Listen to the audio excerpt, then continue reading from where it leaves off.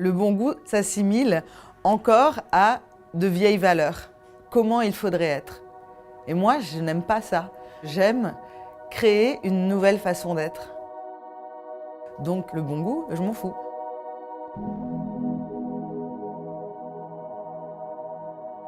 Je m'appelle Maroussia Rebec et je suis la directrice artistique de Andrea Cruz.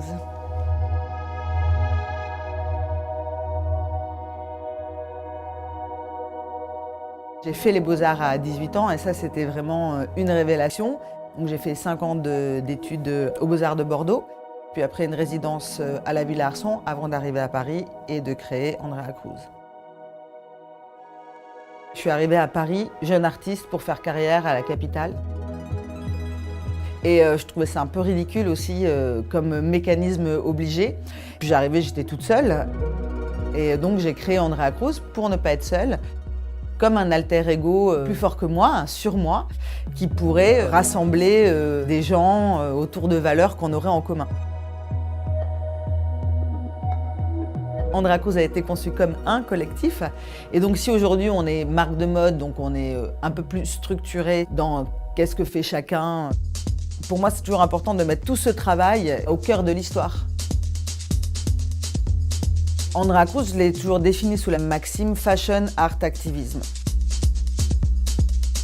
C'est vrai que le vêtement a toujours été le fil rouge de mes projets, parce que le vêtement permet aux gens de se transformer. Art, moi je viens du monde de l'art et donc c'est tout ce qui entoure la marque. Et activisme, c'est notre posture face au monde et comment on s'engage à travers notre travail.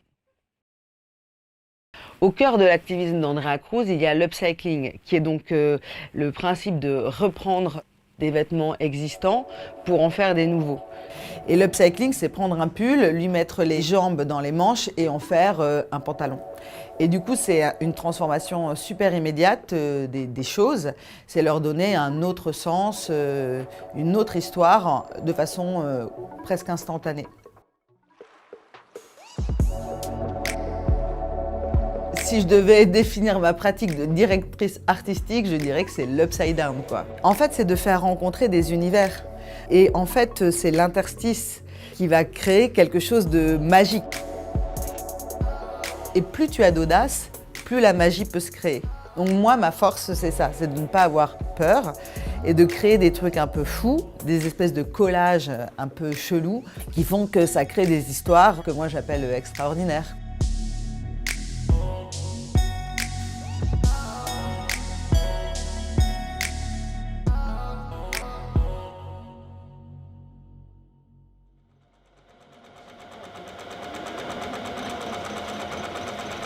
Sinon, je fais 2 gros projets en ce moment qui sont, je donne des cours de mode dans le 9-3 avec un projet qui s'appelle Casa 9-3. Donc c'est une école de mode pour des jeunes qui ne peuvent pas se payer d'école de mode. Et donc moi, je monte la collection collective avec eux. Donc je travaille là-bas 1 fois par semaine, je donne de mon temps. Moi, je dirais, fais déjà une belle pièce sur ce système-là. Cap, ça me paraît beaucoup. Je dirais peut-être fais top pour commencer. Parce que c'est plus facile de porter un top un peu ouf que la cape un peu ouf. On essaie de développer leur créativité profonde et de leur donner confiance. Et là, donc en quelques mois, on va faire un défilé ensemble. Je pense que pour eux, c'est une expérience super forte. Ça, c'est le choker. T'en as mis 2. C'est super.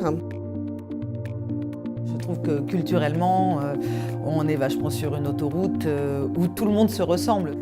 Donc ça, c'est au milieu, on ne sait pas trop encore comment on cache les seins. Et c'est bien de voir comment on peut penser le monde autrement. Ah, c'est devant, c'est tits out. Et pour reboucler avec la jeunesse, je trouve que les jeunes amènent des niches de pensée qui révolutionnent un peu cette grande autoroute. Le vêtement n'est qu'un prétexte.